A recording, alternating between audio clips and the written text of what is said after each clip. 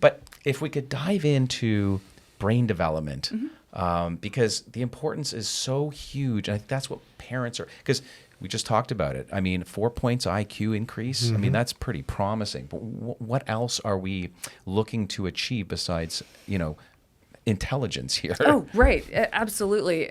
It's the term brain health is so big because you have kind of the normal cognitive intelligence testing, but then there's also executive function and how well kids can kind of control their behavior enough to do what they want to do and not just, be completely out of control. So there's a whole area of research around that. We've already talked about the anxiety depression piece. There's a lot. And so if we're talking about DHA in pregnancy, most of the fat is going into the mom in the third trimester, or from the mom to the baby in the third trimester. So starting omega-3 supplementation in the middle of pregnancy is okay. It's great to start off before pregnancy, obviously, but it's never a bad time to start. It's never too late. It's kind of unlike the folate issue. Yeah. Right. This is like you can come into it and second trimester start taking supplementation. Yeah. So starting that then is great. And then so it's starting the brain is building then, the fat is getting DHA stores so it can, once the baby's born, it can continue to build the brain. And then what comes after the baby's born is the breast milk provides DHA to the baby. Formula can as well. And having a DHA source during those 2 first years of life, 7 years, but at least 2, it is really, really important. It's kind of part of the design. And so what we've seen is in this area of life, it is harder in the research to get a really clear signal because DHA is very highly correlated with socioeconomic status, and also breastfeeding interacts with the outcomes related to giving DHA in pregnancy and early life to cognitive development. And so a lot of work, again, at the University of Kansas has shown benefits to kids and their ability to focus and their ability to have that executive function piece when they're toddlers. But they do see in the statistics, sometimes they can see that some of that is explained away by the socioeconomic status. And I do think that relationship between DHA levels and socioeconomic status is so interesting because I don't know if that's just a confounding or if there's something about being able to have a developed brain allows you to have, be successful in the ways that get you to those higher SES levels, which is there's evidence around that kind of more of it's an interesting way to think about it. They've looked at just behavior of children. They've also looked at behavior in prisons of adults and giving omega-3s to adults to help them make better decisions. Less angry, less likely to fight. Sure. Can I make a loose sort of conclusion around this? Correct me if I'm wrong. So, you may be planted within a less than favorable lower socioeconomic status. The postulation is you get yourself to this 6%. We'll explain testing eventually and what that even means at the cellular level. But let's just say you're optimized as a child, infant, maybe even prenatally, to an optimal level of blood circulating omega-3s.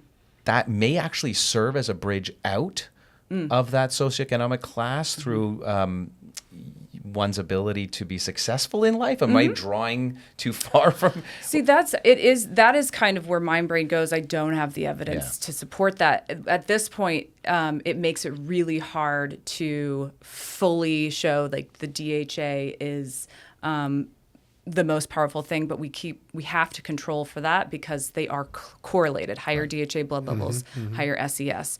We don't really know exactly why.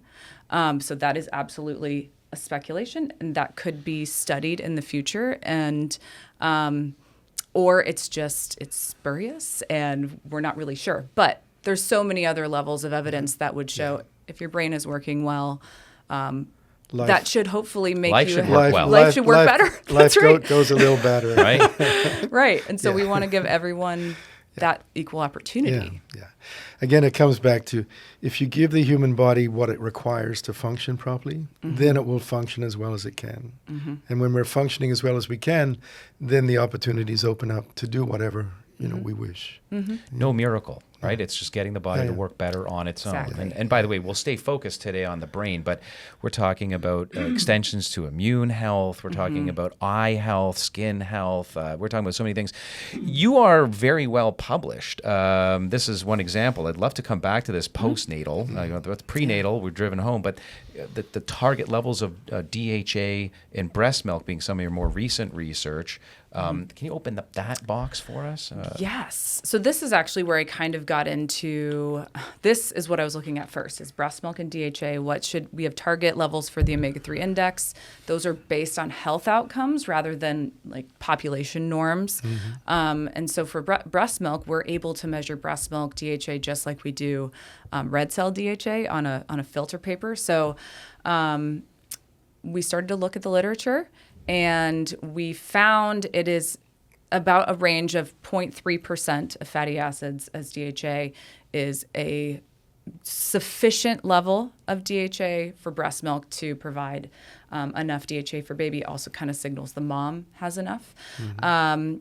But 1% DHA in breast milk is actually where kind of Japanese are in the higher fish intake communities, and that's kind of the range we see. A lot of U.S. breast milk samples are in the 0.2% range. Wow. They're lower, and so it's a different like range than the omega-3 index. But in looking for outcomes, this is where I ran into a lot of the issues with all the other things that affect childhood development.